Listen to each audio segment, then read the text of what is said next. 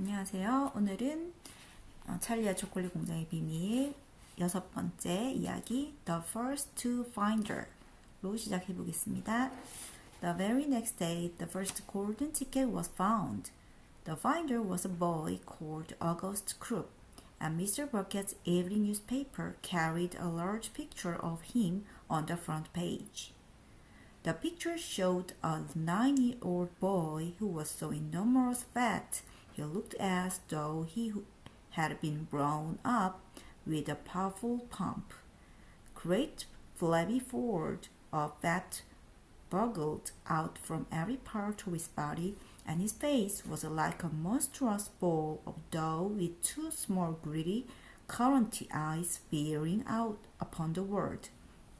The town in which August Krupp lived, the newspaper said, had gone wild with excitement over their hero.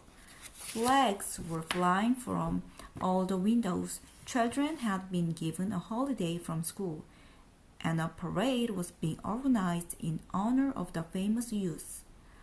I just know Augustus would find the golden ticket, his mother had told the newspaper man. He eats so many candy bars a day that it was almost impossible for him not to find one. Eating is his hobby, you know. That's all he's interested in.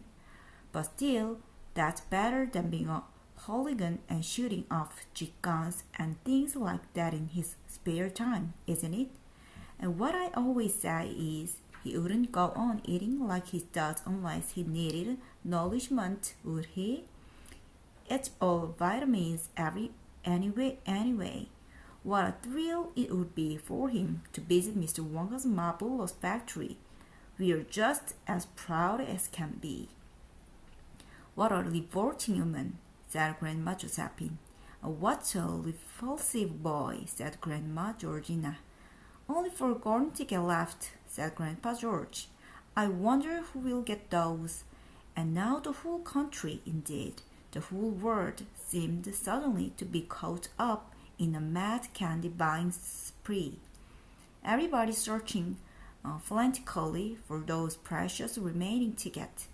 Fully grown women were seen going into sweet shop and buying 10 Wonka candy bars at a time, then tearing off the wrappers on the spot and peering eagerly underneath for a giant of golden paper. Children were taking hammers and smashing their piggy bank and running out of the shops with a handful of money. In one city, a famous gangster robbed a bank of $5,000 and spent a whole lot on candy bars that same afternoon. And when the police entered his house to arrest him, they found him sitting on the floor amidst mountains of candy, ripping off the wrappers with the blade of a long dagger. In far-off Russia, a woman called Carol Rose claimed to have found the second ticket, but it turned out to be a clever fake. In England, the famous scientist Professor Fullybody invented a machine which would tell you at once, without opening the wrapper of the candy bar, whether or not there was golden ticket hidden underneath it. The machine had the mechanical arms that shot out with tremendous force and grabbed hold anything that had the slightest bit of gold inside it. And for a moment it looked like the answer to anything.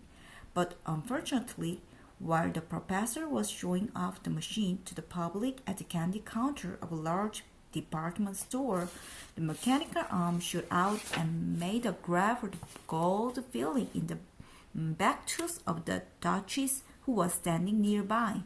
There was an ugly scene, and the machine was smashed by the clown. Suddenly, on the day before Charlie Bucket's birthday, the newspaper announced that the second golden ticket has been found. The lucky person was a small girl called Baruka Sort, who lived with her rich parents in a great city far away.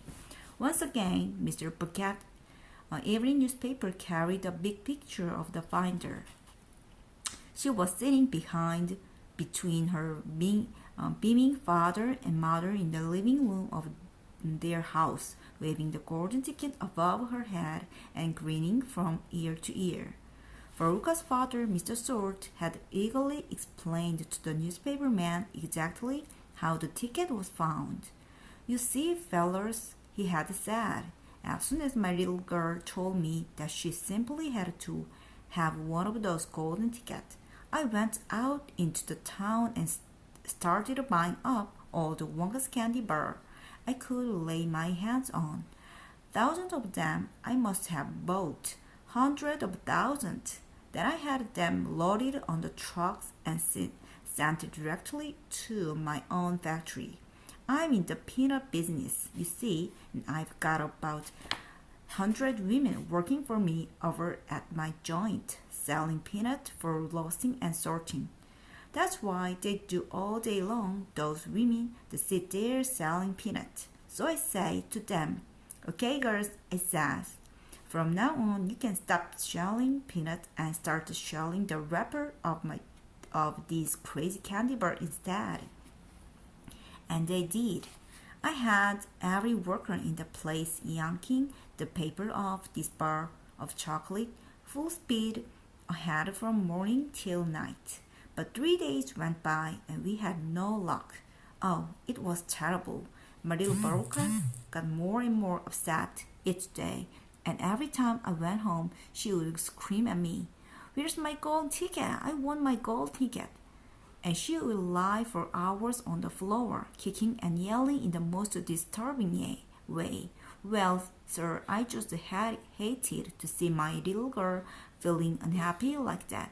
So I vowed I would keep up the search until I got her what she wanted.